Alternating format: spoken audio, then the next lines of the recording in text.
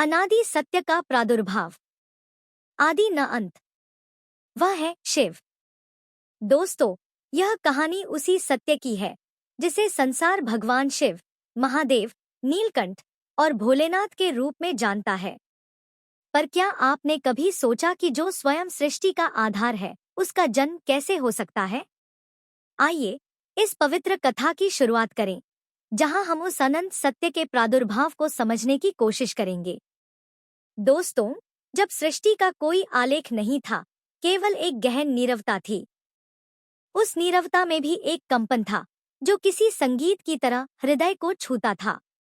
यह न तो कोई ध्वनि थी, न कोई शब्द, बल्कि वह था ऊ। यह ऊ न केवल एक नाद था, बल्कि वह सृष्टि का प्रथम संदेश था, जिसने शून्य को जीवन से भर दिया। कहते हैं, यह ऊ शिव का प्रथम स्वर था। वह स्वर जो न आदि था, न अंत। वह स्वर जो स्वयं में सृष्टि, स्थिति और संहार को समेटे हुए था।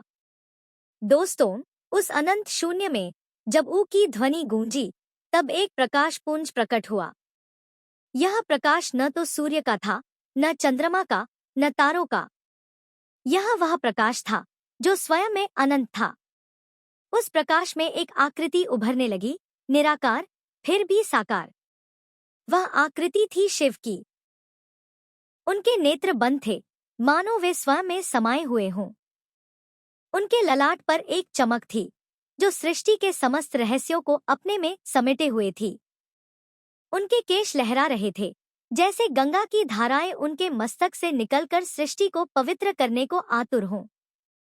दोस्तों, उस अनंत शून्य में जब शिव का प्रथम स्वरूप प्रकट हुआ, तब सृष्टि की रचना के लिए दो अन्य महान शक्तियां भी उपस्थित थीं। ब्रह्मा, जो सृष्टि के रचयिता थे, और विष्णु, जो सृष्टि के पालक थे। दोनों अपने अपने कार्यों में तल्लीन थे, परंतु उस अनंत प्रकाश को देखकर उनके मन में एक प्रश्न उठा, यह कौन है जो न जन्मा, फिर भी सृष्टि के केंद्र में विराजमान है? दोस्तों, ब्रह्मा ने विष्णु की ओर देखा और कहा, नारायण, यह कौन सा प्रकाश है जो मेरी सृष्टि से भी प्राचीन लगता है? मैंने तो अभी सृष्टि की रचना भी प्रारंभ नहीं की, फिर यह अनंत शक्ति कहाँ से प्रकट हुई? विष्णु, जिनके नेत्रों में करुणा और ज्ञान का सागर लहरा रहा था, मुस्कुराए और बोले, हे ब्रह्मदेव, यह वह सत्य है जो हम दोनों से भी परसा। यह वह शक्ति है जो न आदि जानती है, न अंत। यह शिव है, महादेव, जो स्वयं सृष्टि का आधार है। दोस्तों, ब्रह्मा के मन में जिज्ञासा और बढ़ी। उन्होंने कहा, यदि यह शिव हैं, तो क्या इनका कोई जन्म नहीं? क्या इनका कोई आदि नहीं? मैं, जो सृष्टि का रचयिता हूँ, क्या मैं इनके रहस्य को नहीं जान सकता? विष्णु ने गहरी सांस ली और बोले, हे ब्रह्मदेव, शिव का रहस्य जानना सृष्टि के समस्त रहस्यों को जानने के समान है। वे न जन्म लेते हैं, न मृत्यु को प्राप्त होते हैं। फिर भी उनकी कथा सृष्टि के लिए एक मार्गदर्शन है। आइए हम दोनों उनके समक्ष नतमस्तक हों और उनकी उत्पत्ति का रहस्य जानने का प्रयास करें। दोस्तों, ब्रह्मा और विष्णु ने उस अनंत प्रकाश की ओर अपने मन को एकाग्र किया। जैसे ही उन्होंने अपने हृदय को शिव के प्रति समर्पित किया, उस प्रकाश पुंज से एक गहरी गूंज उठी। यह गूंज इतनी मधुर थी कि सृष्टि के कणकण में जीवन का संचार होने लगा। उस गूंज के साथ एक दिव्य स्वरूप प्रकट हुआ। वह स्वरूप था शिव का, नीलकंठ, जिनके गले में विष की नीली रेखा चमक रही थी।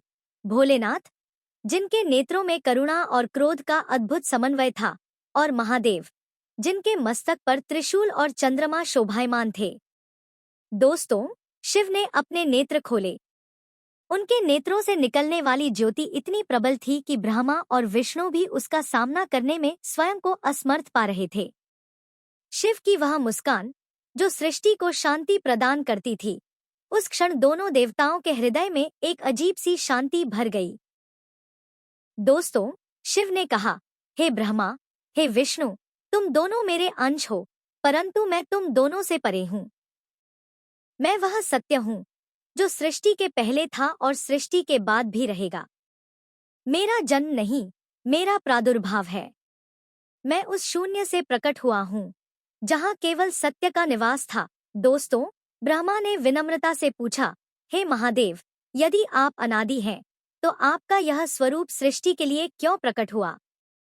हम आपकी कथा को कैसे समझें? शिव ने कहा, मेरी कथा सृष्टि की कथा है। मैं उसू से प्रकट हुआ हूँ जो सृष्टि का प्रथम नाद था। मैं उस प्रकाश से उभरा हूँ जो सृष्टि का प्रथम रंग था। मेरी उत्पत्ति का रहस्य जानने के लिए तुम्हें सृष्टि के प्रारंभ को समझना होगा। शिव ने ब्रह्मा और विष्णु को उस अनंत शून्य की ओर ले गए जहाँ केवल उ की ध्वनि थी। वहां उन्होंने देखा कि उस शून्य में एक अनंत संभावना थी। उस संभावना से सृष्टि की रचना होने वाली थी। शिव ने कहा, यह शून्य मेरा प्रथम घर है। यहीं से मैंने सृष्टि के लिए प्रथम संकल्प लिया। मेरा प्रादुर्भाव उस संकल्प का परिणाम है जो सृष्टि को जीवन देना चाहता था। ब्रह्मा और विष्णु ने उस शून्य में प्रवेश किया और वहां उन्होंने उस अनंत शक्ति को अनुभव किया जो शिव थी। यह वह शक्ति थी जो न केवल सृष्टि को रचती थी, बल्कि उसे पालती और सहार भी करती थी। शिव ने कहा, मैं वह हूँ जो सृष्टि को जन्म देता है, उसे पालता है और जब समय पूरा होता है उसे अपने में समाहित कर लेता हूँ। मैं अनादि हूँ, परंतु सृष्टि के लिए मैंने स्वयं को प्रकट किया। हर हर महादेव।